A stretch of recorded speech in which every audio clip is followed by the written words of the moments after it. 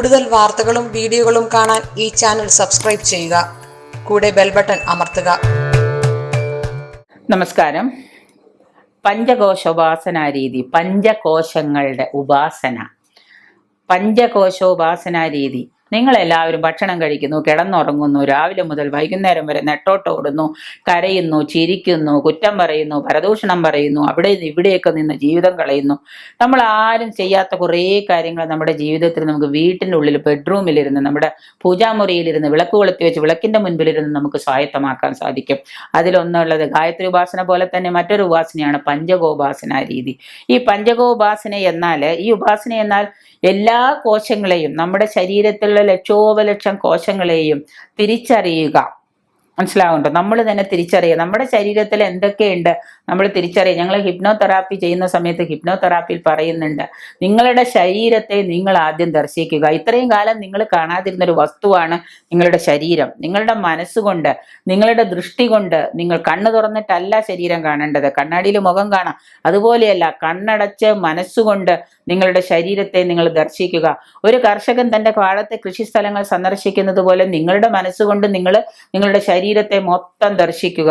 ഒരു ഉപാസന എന്നാൽ അത് തന്നെയാണ്. എല്ലാ കോശങ്ങളെയും തിരിച്ചറിയുക. ആനന്ദമായ കോശത്തിലെത്താവുന്നതുമായ അഭ്യാസമാണ് ഗായത്രി, അഥവാ ഈ ആനന്ദമയമായിട്ട് നമ്മൾ ചെയ്യാൻ പറ്റുന്ന ഒരു ഉപാസനയും ഒരു പ്രക്രിയയും ഒരു അഭ്യാസവുമാണ് ഈ ഉപാസനാ രീതി. നമ്മുടെ കോശങ്ങളെ നമ്മൾ മനസ്സിലാക്കുക, ദൃഷ്ടി തിരിച്ചറിയുക എന്നുള്ളത്, മനസ്സുകൊണ്ട് അതിനെ കാണുക എന്നുള്ളത്. ഗായത്രി അഥവാ ഈശ്വരനും ഞാനും ഒന്നാണെന്ന അവസ്ഥയിൽ എത്തിച്ചേരുമ്പോൾ, ഗായത്രിയും ഈശ്വരനും ഞാനും, നമ്മൾ മൂന്നുപേരും ഗായത്രിയും ഈശ്വരനും ഞാനും ഒന്നാണ് എന്ന അവസ്ഥയിൽ നമ്മൾ എത്തിച്ചേരുമ്പോഴാണ് യഥാർത്ഥത്തിൽ ആനന്ദത്തിൽ ആറാടാനുള്ള അവസരം നമുക്ക് കൈവരുന്നത്. അങ്ങനെ വരാനൊരു സാധാരണ മനുഷ്യന് ഒരു ദിവസം കൊണ്ടോ ഒരു സുപ്രഭാതം കൊണ്ടൊന്നും സാധിക്കില്ല. പക്ഷെ ഈ ഉപാസനാ രീതി സ്വായത്തമാക്കുന്ന, ആത്മീയതയുള്ളവർക്ക് മാത്രം പറഞ്ഞിട്ടുള്ളതൊന്നും അല്ല ഇത്. സാധാരണക്കാരന് തൻ്റെ ജീവിതം ആനന്ദ നിർവൃതിയിലാടാൻ വേണ്ടിയിട്ട് ഉണ്ടാക്കി വെച്ചിരിക്കുന്ന കാര്യങ്ങളാണ് ഇതൊക്കെ. ഇതിനെ പണ്ട് എല്ലാവരും അടക്കി വാണിരുന്നൊരു കാലം ഉണ്ടായിരുന്നു. ഇന്ന് ജനങ്ങൾക്ക് ഇത് തുറന്നു കൊടുക്കുന്നുണ്ട്. പക്ഷെ അതിൻ്റെ ശക്തിവത്തായ കാര്യങ്ങൾ എന്താന്ന് നമുക്കാരും പറഞ്ഞു തന്നിട്ടില്ല. അപ്പം ഈ ജീവിതത്തെ ആനന്ദമയമായ ഒരു ആഹ്ലാദത്തിലേക്ക് എത്തിക്കാൻ, ആ മൂർധന്യാവസ്ഥയിലേക്ക് നമ്മൾ നമ്മുടെ ജീവിതത്തെ എത്തിച്ചേരാൻ വേണ്ടിയിട്ട് യഥാർത്ഥത്തിൽ ആനന്ദത്തിൽ ആറാറുടെ ഒരു അവസരമാണ് നമുക്ക് ഇതുമൂലം കൈവരുന്നത്. ഈ ഉപാസന ആരംഭിക്കുന്നതിന് മുമ്പ് ജ്ഞാനബോധത്തോടെയും ഭയഭക്തിയോടെയും നിലവിളക്ക് കൊളുത്തി വയ്ക്കണം. വളരെ ജ്ഞാനത്തോടെയും ഭയഭക്തിയോടെയും ശുദ്ധിയോടെയും നമ്മൾ നിലവിളക്ക് കൊളുത്തി വയ്ക്കണം.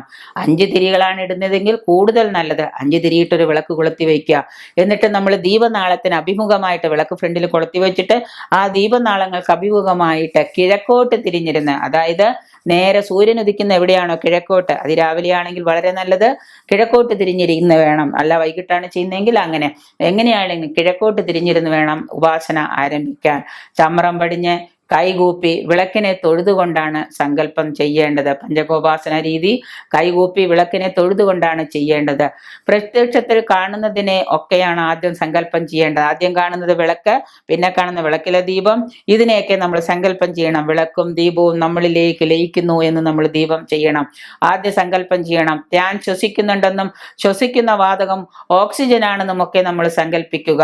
ഞാൻ നല്ലതുപോലെ ശ്വസിക്കുന്നു, ശ്വസിക്കുന്നത് ഓക്സിജനാണ്, കാർബൺ ഡൈ ഓക്സൈഡ് അല്ല. ഈ ശ്വസിക്കുന്ന വാതകം ഓക്സിജൻ ആണ് എന്ന് നമ്മൾ സങ്കല്പിക്കുക. ഇങ്ങനെയൊക്കെ സങ്കല്പിച്ചു കഴിഞ്ഞ പ്രാണമയ കോശത്തിലേക്ക്, നമ്മുടെ കോശങ്ങളിലേക്ക്, ലക്ഷോപലക്ഷം കോശങ്ങളിലേക്ക് നമ്മൾ ഓക്സിജൻ വലിച്ചെടുത്ത് ഇങ്ങനെ നിറയ്ക്കുക. നല്ലതുപോലെ ഓക്സിജൻ വലിച്ചെടുത്ത് നിറയ്ക്കുക എന്ന തിരിച്ചറിവാകുമ്പോൾ നമ്മുടെ പ്രാണൻ നിരസിക്കപ്പെടുന്നു. നമ്മൾ ഈ വിളക്കിനെ നോക്കി, ഈ വിളക്കിന്റെ ദീപത്തെ നോക്കി, മുന്നിൽ കാണുന്നതിനെ സങ്കല്പിച്ചുകൊണ്ട് ശ്വാസം എടുത്തെടുത്തെടുത്തെടുത്ത് നമ്മുടെ കോശങ്ങളിലേക്ക് ഓക്സിജൻ നിറച്ചു കഴിയുമ്പോൾ, ബ്രെയിനിലും തലച്ചോറിലും ശരീരത്തിലെ എല്ലാ കോശങ്ങളിലും ഈ ഓക്സിജൻ നിറച്ചു കഴിയുമ്പോൾ നമ്മളുടെ പ്രാണൻ നിരസിക്കപ്പെടുന്നു. പിന്നെ നമ്മൾ എന്താണ്, പ്രാണനില്ലാത്തൊരു ജീവവസ്തുവായിട്ട് ഇങ്ങനെ ഇരിക്കും. നമ്മുടെ അന്നമയ കോശവും പ്രാണമയ കോശവും മനോമയ കോശവും എല്ലാം അപ്പോൾ ഒഴിവാക്കപ്പെടുന്നു. പഞ്ചകോശങ്ങളെല്ലാം ഒഴിവാക്കപ്പെടുന്നു. ഞാൻ പ്രപഞ്ചമാകുന്ന പടർന്നു നിൽക്കുന്ന വിജ്ഞാനത്തിന് ഉടമയാണെന്ന ബോധം ഉപാസനയിൽ വന്നു നിറയുന്നു. നമ്മൾ അങ്ങനെ ചെയ്ത് ചെയ്ത് ചെയ്ത് ചെയ്ത് ഒരു ദിവസം ഓടിച്ചെന്നൊരു വിളക്ക് കൊളുത്തി വിളക്കിന്റെ മുമ്പിൽ വെച്ചിട്ട് നമ്മളവിടെ മുമ്പിൽ കിഴക്കോട്ട് തിരിഞ്ഞിരുന്ന വിളക്കിനെ നോക്കിയിരുന്നിട്ട് ശ്വാസം എടുത്താലൊന്നും ശരിയാവില്ല. കാലം പിടിച്ച് ദിവസങ്ങളും കാലങ്ങളും സമയങ്ങളും എടുത്തിട്ട് വേണം നമ്മളിത് ചെയ്യാൻ. അത് ചെയ്യുന്ന സമയത്ത് ആത്മീയതയുടെ മൂർധന്യാവസ്ഥയിലേക്ക് നമ്മൾ പോകുന്നത് നമുക്കറിയാൻ പറ്റും.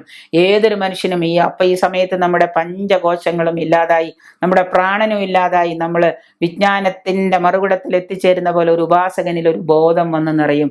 അങ്ങനെ വന്ന് നിറയുന്ന സമയത്ത് ഈ വിജ്ഞാനത്തിലൂടെ നമ്മൾ ആനന്ദത്തിൽ എത്തിച്ചേരും. പിന്നീട് എല്ലാം ശാന്തവും സുഭദ്രവുമാവും. ഇങ്ങനെ ദിവസവും ചെയ്യാൻ സാധിച്ചാൽ, എല്ലാ ദിവസവും നമ്മൾ ഈ പഞ്ചമയ കോശ ഉപാസന രീതി ചെയ്യാൻ ശ്രമിച്ചു കഴിഞ്ഞാൽ, ഇതിന് തുടക്കം മുതലേ നമ്മൾ പല കാര്യങ്ങൾ വേറെയും ചെയ്യുന്നുണ്ട് എങ്കിൽ പോലും ഈ സിമ്പിളായ രീതി നമ്മൾ ഉപാസിക്കാൻ ശ്രമിച്ചാൽ, ഈ ഉപാസന രീതി നമ്മൾ സ്വായത്തമാക്കി കഴിഞ്ഞാൽ, നമ്മുടെ ജീവിതത്തിൽ വരുന്ന പല ആനന്ദ അനുഭൂതികളും നമുക്ക് അനുഭവിക്കാൻ സാധിക്കും. അങ്ങനെ നമ്മൾ ശാന്തവും സുഭദ്രവുമായൊരു തലത്തിലേക്ക് എത്തിച്ചേരും. ശരീരത്തെ നമ്മൾ ഇങ്ങനെ സമുദ്രത്തിൽ നിന്ന് ഇങ്ങനെ പൊങ്ങി വരുന്നത് പോലെ നമ്മുടെ ജീവിതത്തെ ഇങ്ങനെ പൊക്കിക്കൊണ്ടുവരാൻ നമുക്ക് സാധിക്കും. അതായിരിക്കണം, അങ്ങനെ ചെയ്ത് ശ്രമിച്ചു കഴിഞ്ഞാൽ തീർച്ചയായിട്ടും നിങ്ങളുടെ ജീവിതം മുഴുവനും ആനന്ദത്തിൽ ആറാടുന്നത് നിങ്ങൾക്ക് അനുഭവിച്ചറിയാൻ സാധിക്കും.